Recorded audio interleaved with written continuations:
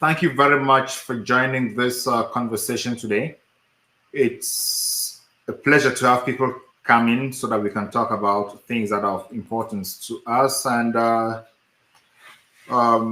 like to thank, first of all, Dr. Babila for putting this together and for bringing all of you here because he's a gentleman who likes success for himself. And I see that he's also liking success for others. So you are lucky to have such a gentleman be with you and mentor you, and I'm very happy to also be part of that mentorship. So I'll be happy to talk with you guys today about what apparently is of importance to you all. I suppose all of you can hear me. I see we have 6 people connected already, and we can start so that others can join us when they can. However, I would always process the video and share it with everyone so that you can find it or you can watch it later. So for this very first conversation, I decided to hear from you first what you think. What is this microphone doing here? I decided to hear from you first what you think about what we can do or how we can be doing it. But the idea is to have what you think about yourself, where you are going to, why you are going there. And once we know why you are going there, we can then work around your ideas to make it more reasonable or to make it profitable for you. The idea here is not to tell you what you should be or what you should do, because the world is full of different options that we all can follow. So I just want to restart this and say thank you again for coming together. Thank you for putting this together, and we'll see where we can go to. So first of all, let me introduce myself to you. My name is Ngalim Bernard. I have a PhD in law, and I am an addict of the law and also an addict of research. So what I know is not only about the law, I try to broaden my horizon to know stuff beyond the law, because I have understood that those who are lawyers sometimes confine themselves only to the courtroom or to their chambers, and that limits how much lawyers get to know the world. But that said, being a lawyer, studying the law and knowing what the law says is very important for anybody, especially people who are into public policy, lawyers and politicians and political scientists, to say the least. So I would like us to talk more about this, and keep your chats coming. I'm seeing them. I'm seeing your chats, and I hope we're going to have a very, very fruitful conversation. So for the first conversation, which is this one, I requested that Dr. Babila should share with you a few questions so that I know you guys better and we know where we are going to in the future. So let's go straight into some of the questions that we received. Then from there, I'll go forth to discuss what we need to discuss. Let me pull up the questions. All right. So the first question that I received was,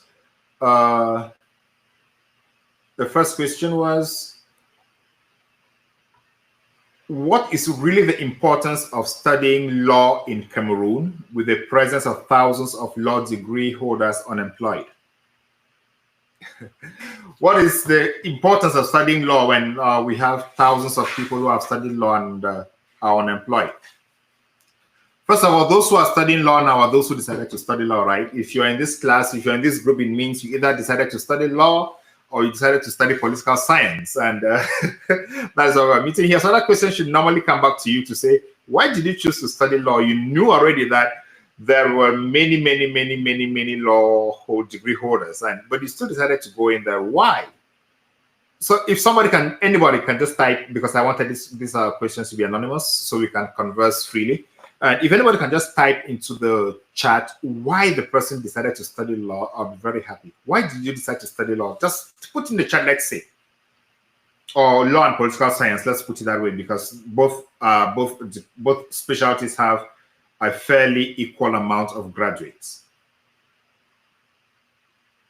So for anybody who feels like, just tell us why you decided to study law, then we'll pick it up from there.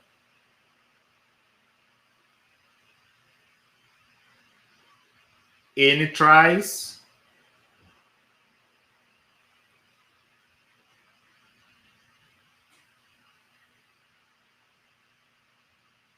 Any takes? Anybody try? Anybody to try? Why did you study law?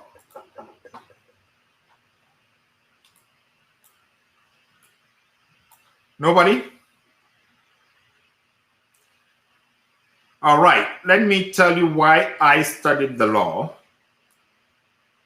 Why I studied the law. In our days, we had law and political science as one faculty in the University of Yaoundé too. So growing up, my mother used to be a court clerk, and I came into serious contact with lawyers and judges and prosecutors. So I already had an idea of what a lawyer is and what a prosecutor is and what a judge is. So I could frame myself within that area. And as I did, I became more interested in the social aspect of the law. Okay, we have somebody who said something. Bilal says, law and political science is a faculty that has a variety of specialties in it. So probably it can lead to many domains. Perfect. Yes, law and political science it's quite broad when we talk about law. Somebody who is not in the field of law may not understand how broad the field of law is. But the field of law is relatively too broad, especially when you add it to the field of political science. It's broad. And what lawyers can do transcends the field of law as classically understood to be law. So as I was saying, I came in contact with lawyers a lot. And my first choice in life was to be a Catholic priest. So when things did not work out for me to become a Catholic priest after I went to the minor seminary, I came out and I decided to pursue the path of social justice or social work, and I landed myself in the field of law. Then I went to SWA, where I studied law, got my first degree there. But before I even got my first degree, I had started going to the law firm to learn how to practice the law. That was when I was still in a third year. It was not mandatory in SWA, but it was mandatory in other universities, in the University of Buea. My brother studied accounting in the University of Buea, and he made me understand that in the University of Buea, an internship was mandatory. So I decided to also follow that path. And when I went to the law firm, I got into contact with the law. At the same time, my mentor had an environmental law NGO. So I was studying the law. I was studying how to be an environmental lawyer, environmental activist, and what it means in general to be about environmental law. So from there, I had a clear picture of what I wanted to do. I wanted to do environmental law. I wanted to do human rights law, because you cannot separate the two. In America, you hear about an environmental lawyer, but for us, we put environmental law largely within the perspective of human rights. So that is where I started from with environmental law. Then I grew up into different areas of the law. We'll talk about that. So, but fundamentally, when I went to SWA, you will be surprised, I had to study political science, because at the time I was thinking of becoming a diplomat. So my mind was study political science and specialize in international relations. But from my conversations with my professors and others, I'm sure Dr. Babila could disagree with me on this one. One of my professors, I think it's Ephraim Guafo, he told me, anything you can do with the law, you can do with political science. But everything you can do with political science, you may not necessarily do that with the law. Which kind of rhymes with me now, because as a lawyer with a first degree in law, you can get into magistracy, become a judge or a prosecutor, you could get into the bar. But with a first degree in law, and you could still become, with a first degree in law, you could still become a diplomat, right? People like the current Prime Minister, Joseph Dion Ngute, I think he served as a diplomat for some time. Even the current, the former Prime Minister, Philemon Yang, he's a magistrate. So But somebody who has a first degree in law cannot come into the court. So with the law, I kind of broadened my horizons, but I dropped everything international relations. So it all depends on where you are.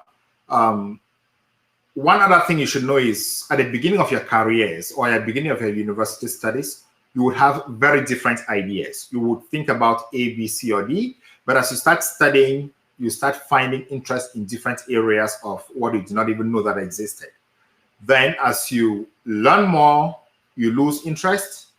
As you get out into the field of work, into the professional field, you may then see that you may need to learn something else to be more productive, or to be productive, or to make money. So always keep your minds open. Okay, Husseini says the main primary reason why we study the law is for us to be able to know what we can do as a citizen and what we can't do. I think in anything we do, law watches and interferes when necessary. That is true. Everybody has to be conscious about life, and the main reason that you need to be conscious about life, and good morals, good conduct keeps you in good relations with others. But basically, if you go to study law because you want to do the general things that everybody does because of law, then you need to rethink about why you are studying the law, where you are going to with that. Do you want to be a public officer? Do you want to be a police officer? Do you want to be a judge? How do you want to interfere? How do you want to use that law when you are there? So, okay. Tagen Bless says, what is the relationship between law and political science and their interaction? That's a very good question. And you would understand that mostly in Francophone universities, law and political science are always one faculty. But then they have different departments sometimes, like in Cameroon now. I think it's been broken in some universities, but generally it's a civil law concept. It was inherited from France. In common law jurisdictions, the law faculty is the law faculty. Generally does not mix with other faculties, and sometimes when it even mixes, it is with the faculty of management. But I do find an interaction between law and political science. Why? Law and political science have a lot in common, because generally a lawyer or somebody who's graduated in law and is working like a legal advisor or something needs to understand the policy undertones of the law. What do I mean by this? Most laws are defined based on policy, and policies are shaped based on societal concerns. So the political scientist is a person who interacts with society, understands society's problems, and then proposes policies on which the lawyers can make law or interpret the law or enforce the law based on. So it's not though I said that the faculties are generally different in common law countries, the interaction between law and political science is very, very close and very strong. You would understand that in most, like in Cameroon, for instance, most of those who go to ENAM study public law, and the interaction between political science and public law is even stronger. Senior divisional officers and civil administrators are mostly public lawyers. They are trained more on public law, unlike judges who are trained more on private law. I don't like the distinction between public law and private law, but for the purpose of our conversation, we are going to talk about that. So the interaction is very strong. And even at the international level, when you start talking about international law, it comes handy to discuss international law and international relations. For instance, if there is a trade agreement between Cameroon and Nigeria, it's governed by the treaties between Cameroon and Nigeria. It's governed by the relations between Cameroon and Nigeria, maybe through the Commonwealth or through the West African bloc or through the African Union. But at the end of the day, the relations between Cameroon and Nigeria are based on international relations, and that is the political science of it. Then the international law part of it is only governs the relations between these the two states. So the law itself has its place, and the political science, the international relations, has its own place. You understand the interactions between the states and then you move from there to understanding what regulates the interactions between the states, because for every interaction, for every relationship, there must be guardrails so that people do not abuse the relationship. I suppose that most of you have guardrails with your neighbors, with your friends, and all and not. So it's always necessary. Even our parents, they always tell you, in my house, you do this, you don't do this, you do this, you don't do this. Those guardrails are important, and those are the laws.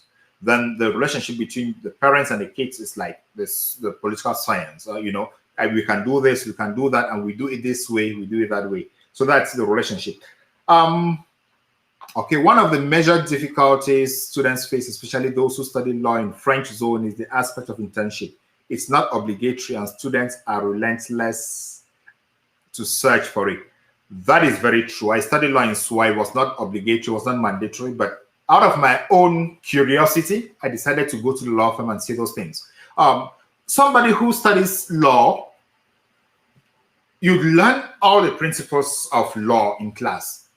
You learn about affidavits, you learn about a criminal complaint, you learn about the principles of interpretation of the law, but you don't practice those things. You don't see how they're being practiced. But if you take time just to go to a law firm for 1 month, you would have an opportunity to see the application of some of these things. You have an opportunity to read a complaint that has been drafted, or to read a deed of conveyance, or to see a case, how a case is run from the beginning to the end, or to hear how your supervisors or your mentors are interviewing clients when they come in, to get the story out of them. Sometimes somebody gets a story, he thinks that his rights have been violated or somebody has committed a crime. But when you listen to the story with the ears of a lawyer, you realize there was nothing in it, or something may happen, somebody says that it's all okay. But when you listen to it with the ears of a lawyer, you find a problem in it that would lead to a solution. So I really think internships are important, and you don't limit yourself to internships only in courts or in chambers. No, you can do internships in NGOs to see how they enforce human rights, or to see how they advocate for human rights, or how they advocate for policy reform. NGOs are also a critical part of how do you call it, of law enforcement, of the application of the law. You can also go to companies. There are legal departments in all companies. Company law is a big thing, because there is no way a country can survive without the economy, and there is no way the economy can survive without companies. So company law is a very important aspect of our society, and I would encourage people to really think about interning in those companies. It's difficult to get internships. It is true, it's very difficult, but sometimes it's easy when you talk to people who can land you an internship. So that is one of the things we are going to be working on, to see how we can approach people, talk to others about the desires to do an internship, where you can do an internship, how you can do it, how you can apply to it. But remember, we're not giving you a magic solution. We're only giving proposals, how I did it, how others did it, and whether they succeeded or not. And be sure that on this path from class to a profession, you will definitely face a lot of rejections and a lot of refusals before you land somewhere. So have that at the back of your mind. Ruth says, what is the relationship between law and political science? I was just trying to explain that a few minutes ago. Law and political science are very, very related. Let's take an example of constitutional law. When it comes to the question of constitutional law, the lawyers look at the Constitution as it is written and try to let the articles be implemented the way they are written. But the political scientist looks at the context that created or that forced the legislator or the population or the peoples of the state to adopt a constitution. Through that, the political scientist is looking at the evolution of society, noting what is necessary for a reform and what is not necessary for a reform, or giving context to understanding why there are certain provisions in the Constitution. Now, if you don't understand the nuances especially within the framework of the adoption of the Constitution as a lawyer, it may be difficult for you to understand how to implement that law, or how to analyze or make your pleadings in court. So that is one part of it. Look at the electoral law. Elections is all about politics, and the interpretation of the law on elections has a lot to do with the current context, has a lot to do with what people think about candidates, the appointment of candidates, legitimacy. Lawyers will definitely be looking at legality, and political scientists will be looking at legitimacy. How do these operate? Does one depend on the other, or can they go solo? So political scientists are looking at the society and trying to get what they can make out of it. Then lawyers take advantage of what political scientists have observed and make laws. Then Mark says to know more about political atmosphere and the importance of law in our lives. Perfect, that's right. And Chito says, why is the aspect of internship not obligatory in the domain of law, and has any measures been taken to enforce it? I think internship is not obligatory in the civil law jurisdiction, unless it has changed in the common law jurisdiction. When I was in university, it was only the University of Bowie at the time, and internship was mandatory. That is what inspired me to go do it, right?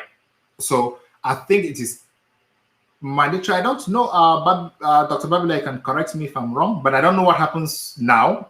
The University of Bamenda, I'm not sure if the internships, if they follow the Anglo-Saxon system, where you have to do an internship and even write a project.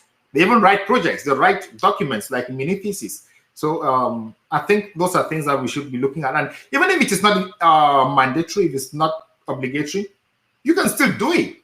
Do it, take your time and do it. It helps you to learn. It helps you to learn. It does not only help you to learn the law, but it helps you to learn how to operate within the chambers. It helps you to learn how lawyers think. It helps you to learn how lawyers write. Because as a lawyer, you write every day.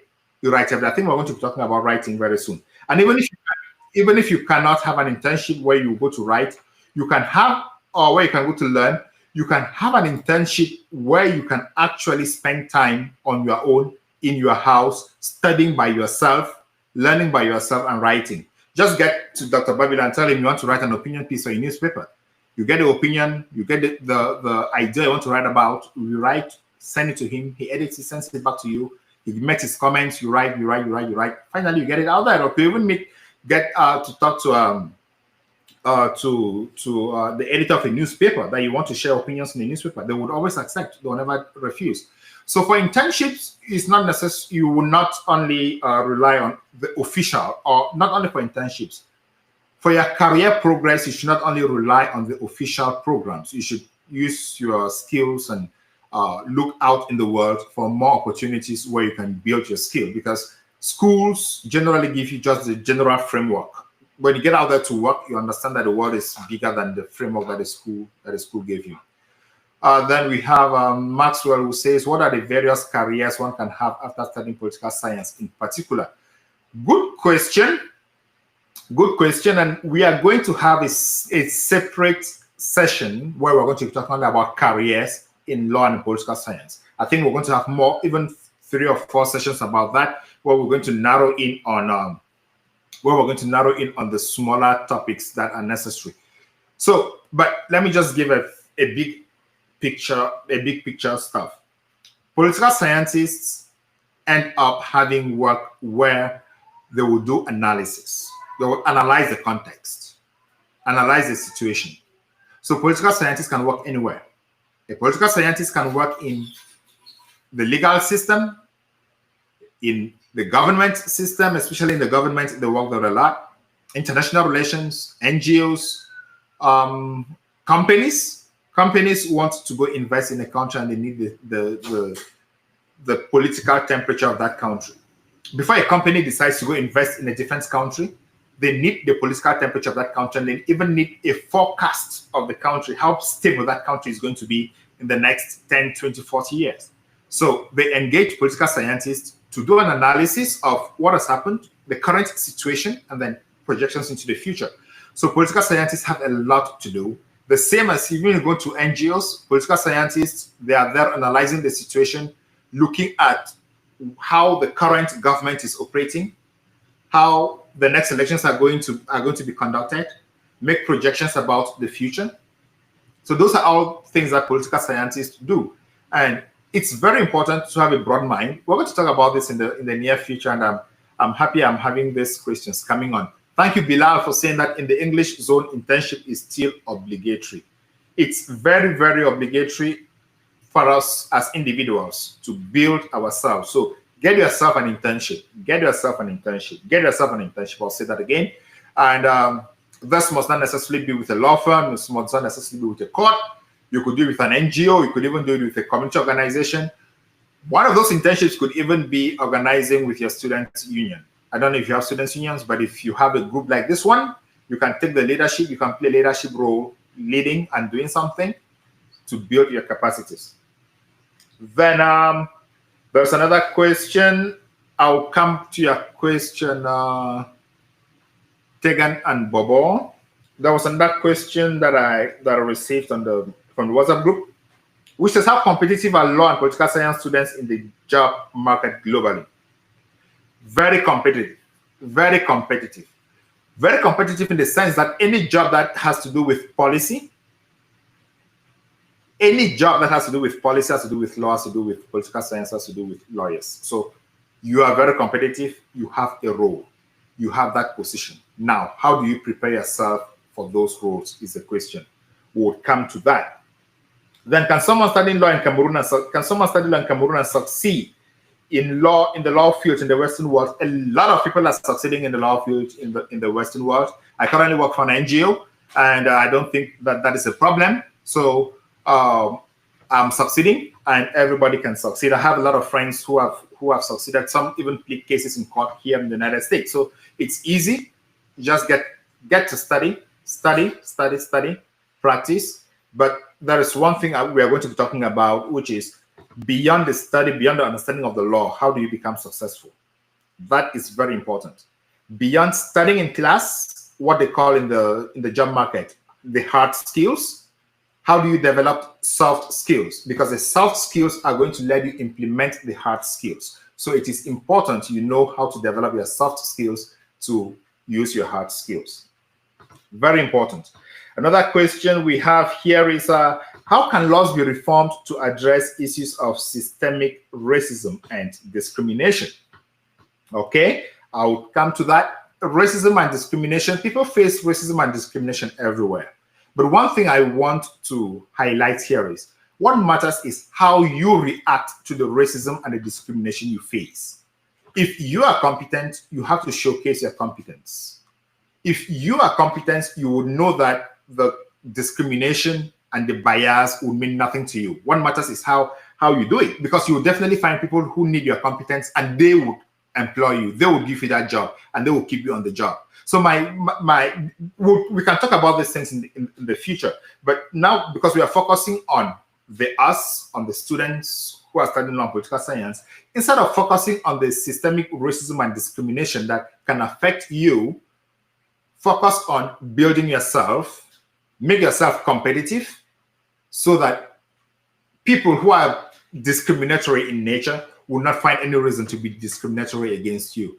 Your skills will be strong. If somebody is discriminatory against you, if somebody has bias against you, you can easily move away from that person and get to another person who is going to find value in you. The problem is value. Most of the people in the world are looking for value. Yes, there is discrimination, there is bias, but if you have that value, if you have the spirit, if you have the capacity to transform your hard skills through your soft skills, you are broken for the world market and you will make it out there. So develop tough skin, develop thick skin, ignore stuff or ignore what people are going to tell you that can turn you off. Be focused. Focus. That's what I tell people. Focus and ignore what people are going to tell you about. You're a monkey, you're from Africa, you eat bananas, or all those discriminatory stuff. Ignore them. They will not change you for who you are. Who you are is what is inside here. If somebody doesn't value you for what the color of your skin is or for the language you speak, some other person is going to value you for what is inside here. So, and the market is big. The world has a very large market for talent. So work hard and work smart. We'll talk about working smart. So what are the ethical considerations of using artificial intelligence in decision-making processes, and how can policymakers ensure transparency, accountability, and fairness? So, very important question. Technology comes with its own ups and downs, and there are too many problems around here. And when it comes to artificial intelligence, that is a growing field. There are too many jobs coming up in artificial intelligence, ethics, governance right now. I'm currently writing a piece of an opinion piece about the United States and China using AI as a diplomatic leverage. If the United States and China are using AI as a foreign policy tool to win over Africa, and how they can do it and how Africans should benefit from that. So it's a field that is growing, and I would encourage everybody to kind of have a look at that. Ethics is ethics, governance is governance. The principles are basically the same. So you think of how you can apply them here or there. And of course, that's a field that is open to both lawyers and political scientists. Did I skip any questions? What can someone do as an entrepreneur after obtaining a degree in the field of law? There are a myriad of things you can do as an entrepreneur. You see, this is my podcast. It's already an entrepreneurship. It's already an entrepreneurship. You just need to put your sense together and coin it out in a way that can make money for you. I'm not using this to make money yet, if at all I ever use it to make money, but it creates a sense of entrepreneurship, which is taking on responsibility, building on that responsibility and producing results. That is what entrepreneurs do. And when entrepreneurs do that, they create value. So that is what you should do. Look at your environment, what you need to do. Your study of law enlightens you to see the world from a different perspective, from a wider perspective. You see more problems and more things that you can solve. Generally, they say that business people and entrepreneurs solve problems. They look for solutions to problems. Yes, but entrepreneurs produce to sell, to make money. So whatever the case, as a lawyer, in fact, as an individual, as an employee, you're an entrepreneur because you're selling your skills. So it cuts across everything. It's just how do you value what you have to sell?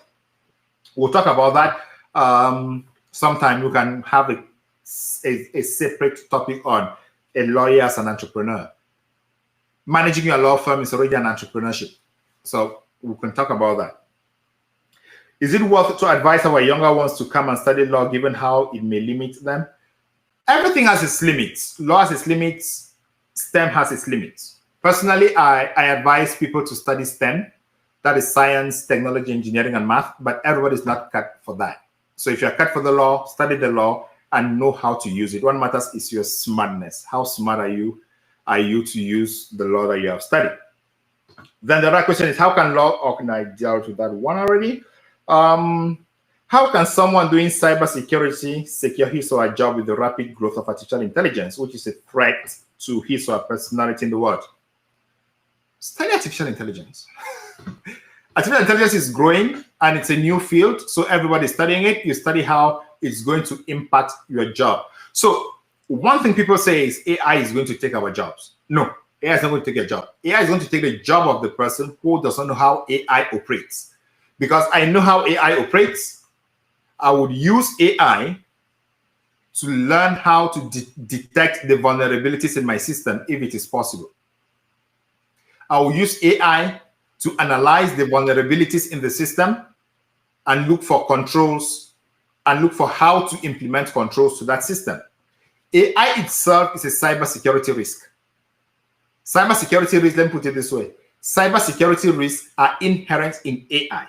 How? Somebody can write a malicious code using AI. Somebody can just ask AI to write a malicious code and send it out to attack. So AI itself needs cybersecurity experts to control AI. So if your field is cybersecurity, learn how AI can impact your job or how you can use cybersecurity to advance your job. Cybersecurity is a tool that we can use to advance everything. Again, this is another topic for a very good conversation, and we can definitely have that conversation. So what are the chances of an African student doing computer science getting jobs in Europe and the West? 100%. I can tell you this, 100%. Once you study STEM, computer science especially, you can be employed from anywhere in the world. There is a shortage of skills in technology. Over the last 3 weeks since Donald Trump won the last American elections, there have been conversations about the H-1B visa. The H-1B visa was designed to hire experts from abroad to come and work in the United States. So most of those visas have been going to Indians. Why? Indians study a lot of technology, a lot of computer science. So they are coming to work in the field of computer science here in the United States, in Europe. So if you study it, you have the possibility to even be employed from Cameroon by a foreign company, and you're working in Cameroon. One of my cousins trains on a cloud architecture, AWS. So his NGO has trained lots of people in Cameroon, and some of them have gotten jobs from Cameroon, and some of them are working in Cameroon for foreign companies. So that is very easy. In the world of today, it's very easy. If you go to my blog, ngalimbena.com, you would see, let me even share it with you. You would see an article I wrote about African youths learning skills from abroad to get jobs, learning skills in Africa to get jobs abroad. So let me share that with you. Then the next question is, what is the main objective of Beyond Africa? Okay, I'll come to that. I have a few articles on that, how to empower Africa's youth to beat unemployment through IT and online training. I'm leaving the link here for you guys. Let me drop that link there. Okay. That's it. There's another one that says, the other one says free online courses that you can study from anywhere in the world. You can study them online. And we can also organize a session to talk about these online courses, how you can study them and where you can study them from. So another question that came up was,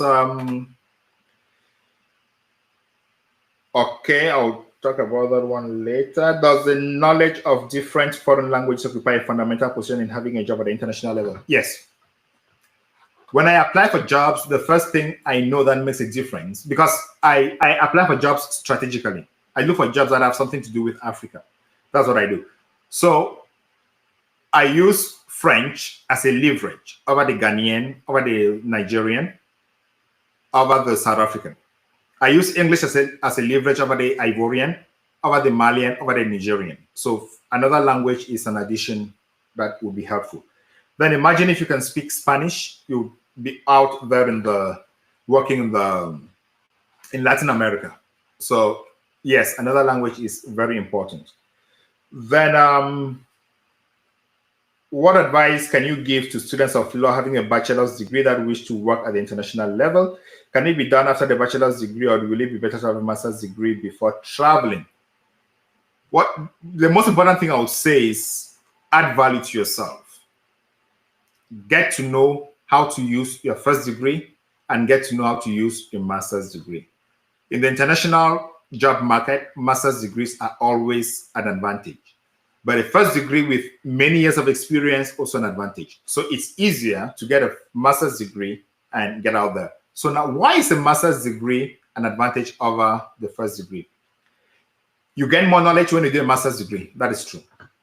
But the main thing is you develop analytical skills, writing and reading. Because with most master's degrees, you write a thesis. You learn how to read. You learn how to analyze. And that is what they need from you. They want to see a power of analysis. How do you analyze stuff? So one way to make it better for you is write blog articles, write and put on your Facebook, create a LinkedIn account, write on your LinkedIn account, look for people who can edit what you have written, and they will edit it and you have it on your LinkedIn account. So it's your portfolio. It's a portfolio. Somebody can just go to your LinkedIn account and see it and say, oh, I like this guy. Let me talk to him about a position I have. So that is a possibility. So that is the best way to get it. And that's the best way to get it into the international job market. Study. Put yourself out there consciously, writing, talking to people, attending networking events. Attending networking events is very necessary. If you hear that there is a conference in Yaoundé or wherever you are, and you can attend it, please do attend it. Do attend it. Talk to people who organize conferences. Talk to NGOs, especially. Talk to NGOs. Or even to your church. There are people in church who organize stuff. Talk to people about attending events and show interest. Which domain of studies can I pursue to work in international organization after a degree in law? you already have one of the most important degrees to work in the international development. That is law. Law and political science are very important. Now, what do some people do? Some people decide to, after doing law, they will decide to study something like development studies, project management, or just kind of specialize in something, because when you merge two things, it becomes more advantageous to you. You have studied the law, yes. Then say you have studied project management, and there is a project to go do human rights studies somewhere. You're already on the advantage because you know the human rights, you know project management, and you can manage that team. So it's good. You could mix it up, or you could focus on human rights law to be an expert in human rights law, or you could focus on something to be an expert in that domain. But some people want to mix so that they can have a wider leverage. So it's good. So law in general. So I wish to know in which field of studies are found the greatest opportunities and where money can be less difficult to obtain. I like this question. I like this question. Yes. What are the opportunities and what is the money? We are all out here for the money. Money, money, money. We are all out here for the money. We need to pay the bills. We need to get married. We need to take care of our kids, and even think about taking our wives and husbands for very beautiful vacations. So money is very important. At some point, Swamp will tell you, focus on what you like. You can focus on what you like and do it, and you're happy. But you may not be happy at the end of the day because you don't have the money to pay bills. You don't have the money to pay rent. You don't have the money to build your house. You don't have the money to feed yourself. But if you go for the money, you would have the money to do whatever you want. You know what they say in Americans say, you close your nose to vote for the person you don't want because the person is going to give you a good economy.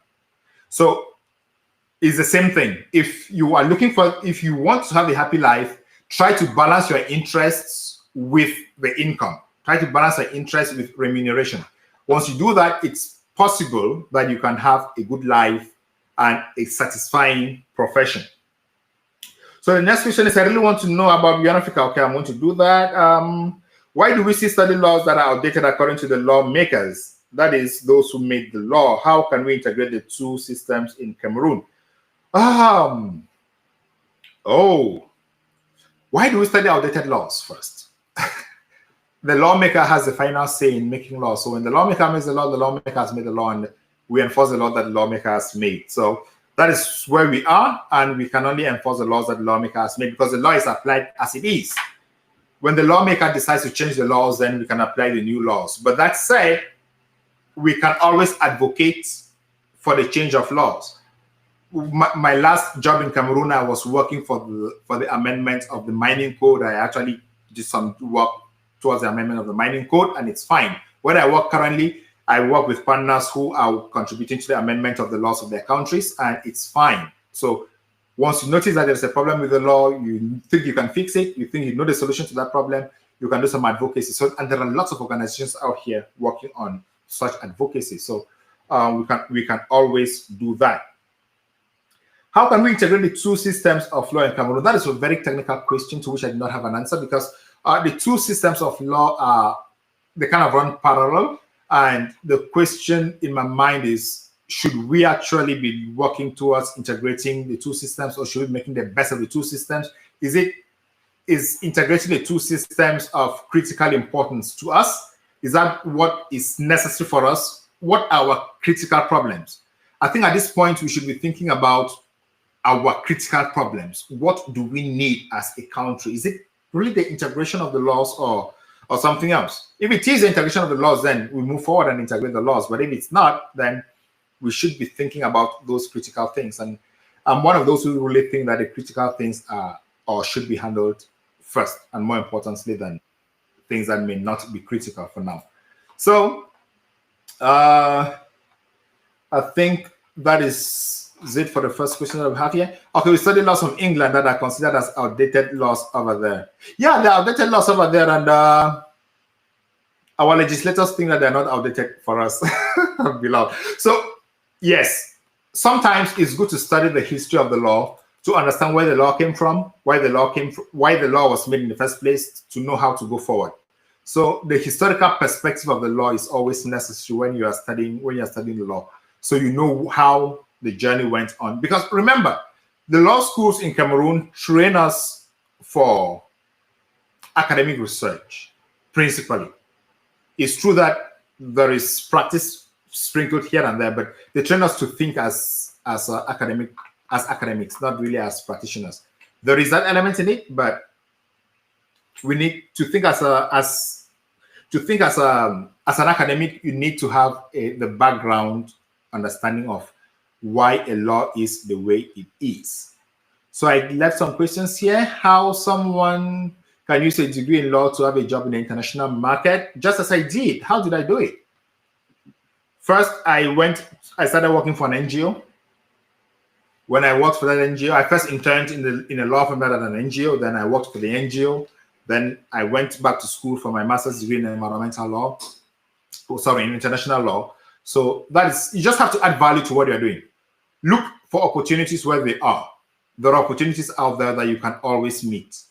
Talk to people. Talk to people. Talk to people. I'm happy there was a group that is talking to Dr. Babila. That group, keep this group alive.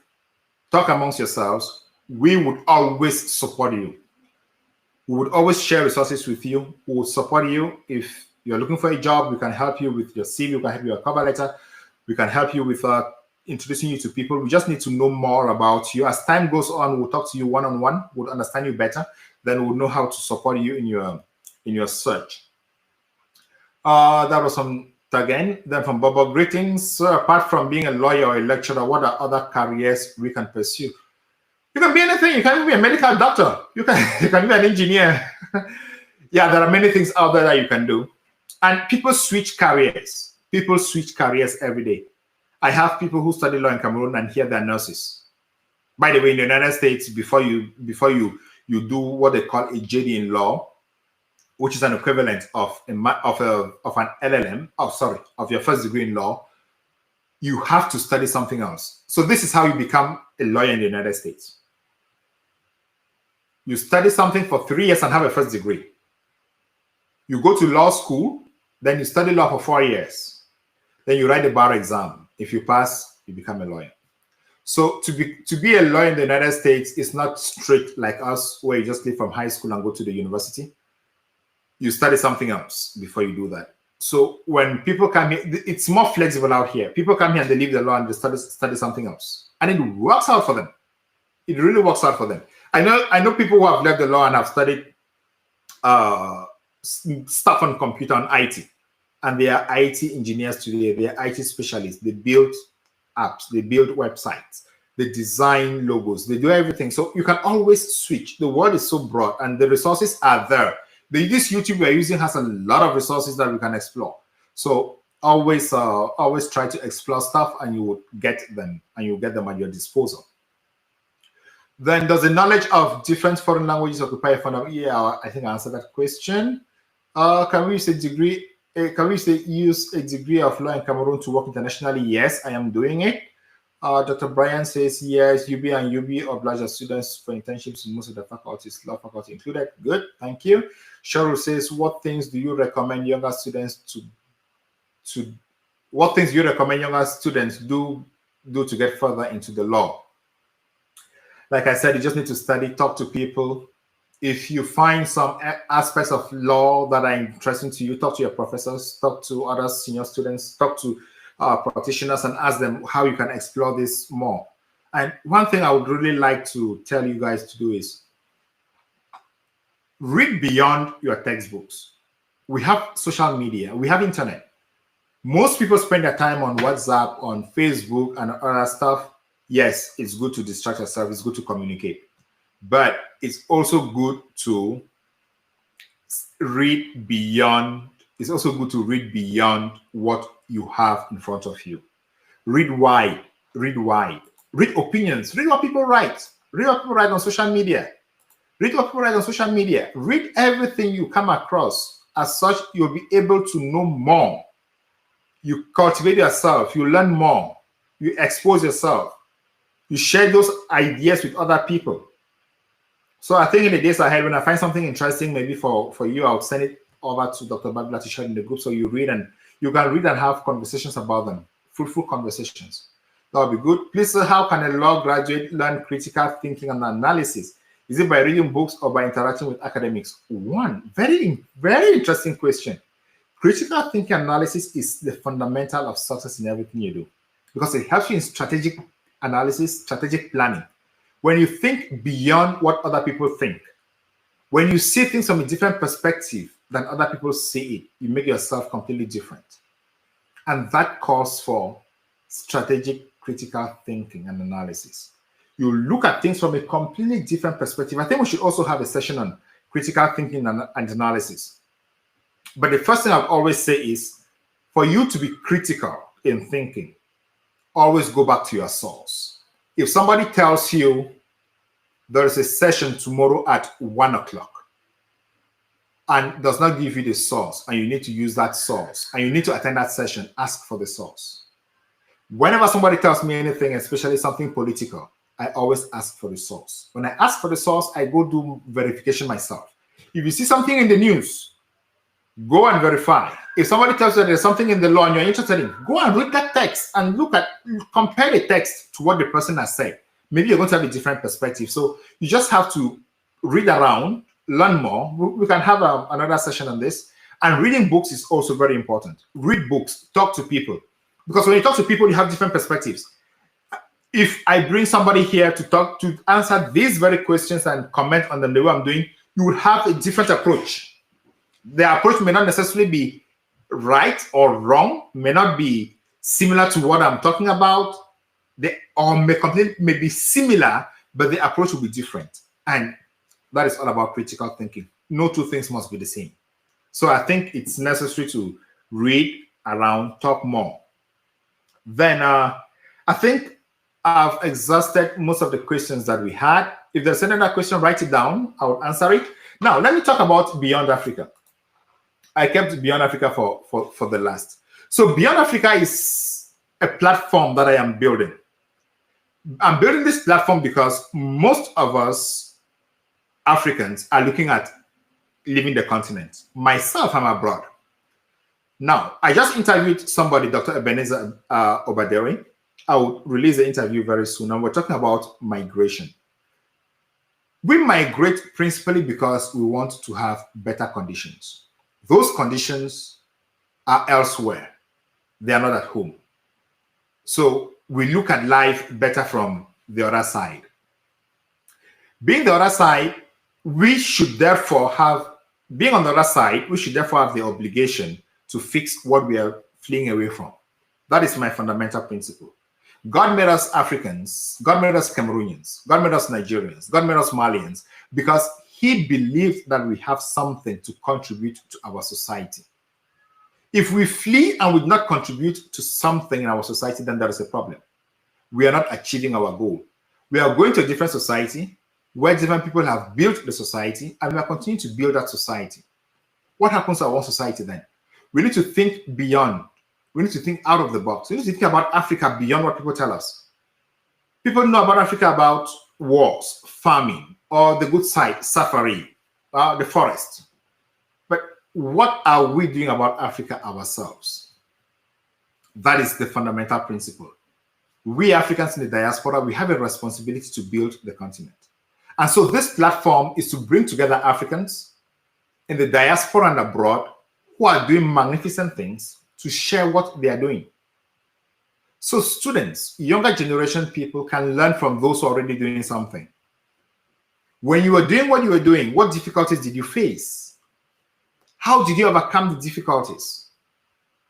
Is it something I should try? Should I spend my time trying to overcome that difficulty?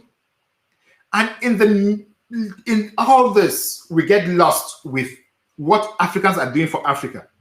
There are some Africans who are doing a lot on the continent of Africa, but we don't talk about them because most of the news about Africa is negative. So this platform serves a purpose to share the information, to let people know that Africa is positive.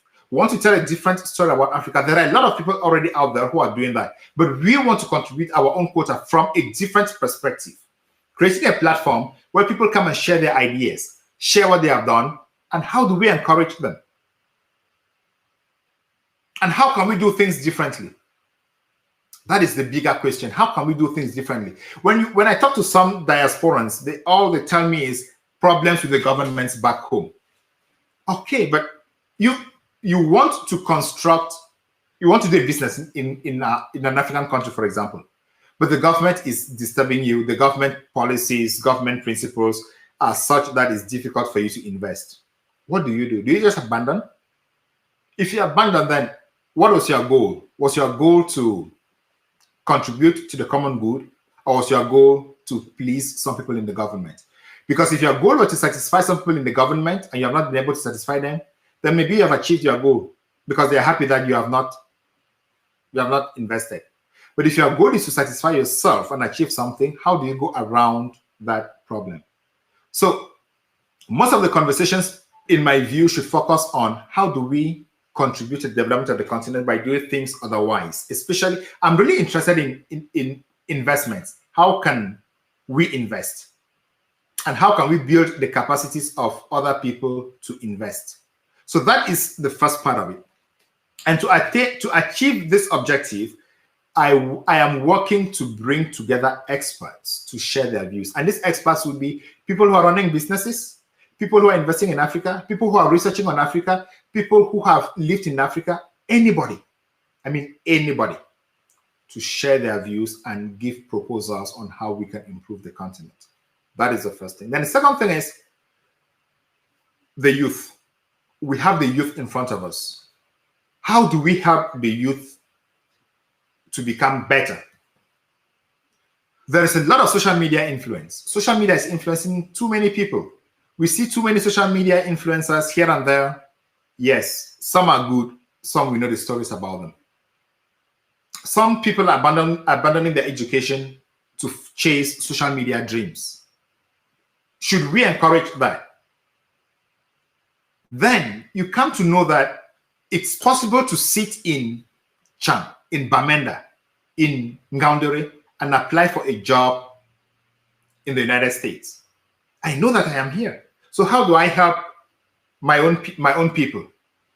That is why we started the capacity building workshop on webinars, to empower the young people to know how to get to where they want to be.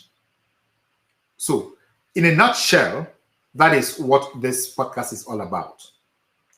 I was excited when Dr. Babila told me that he wants to get a group of students that he knows personally, that he is working with, he's mentoring, he's training, to form their own group so that we can work together and grow together. He used one word that's continuous resounding in my mind: impact. He wants us to create an impact. And there is no better positive impact than having a human being benefit from what you are doing. So that is why we are here. We're creating this platform. We have different categories of what we're doing. It's not yet fully established, but it's going to be fully established very soon. And we're going to have communication, meetings, trainings, in fact, interviews, workshops of all dimensions, so that everybody has a place. Because Africa is ours. Nobody's going to come and change Africa. We are going to change Africa. No other person can do that. And if we abandon Africa, then it's our fault. It's no other person's fault. So that is why this platform is existing. And we need people to think about it, to think how they can contribute to the development of the continent, to think how they can contribute to the development of their own selves. And that is what we are also doing. So we are quite excited to have you all, talking to you all about things that are of relevance to the continent, to humanity, to yourselves, and seeing how we can progress. I would still like any more questions. If you have them, just drop them in the chats. I would answer them. But if there are no more questions, then we can call it a day, and we'll continue working on this. But before you go, let me just go to the YouTube page and subscribe and like. You just click the thumbs up button and like it, and leave a comment in the chat section. That is how the content is going to go further. So if you have not yet subscribed to the channel, please just do it right now, so that we have more people and it's going to tell YouTube that we are creating more content here, and we'll bring more people here as we continue talking about these things.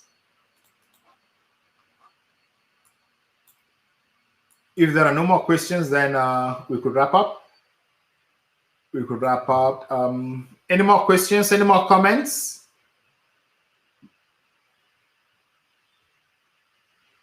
So before we wrap up, let anyone, all of you should type in the comments at least what you've learned today, so we know where we are. And in the next 5 minutes, just type what you have learned today during this conversation. Let's see if it was of value. Just type one word or maybe a few words, so we see if we've created value, and that is definitely going to help us for the future.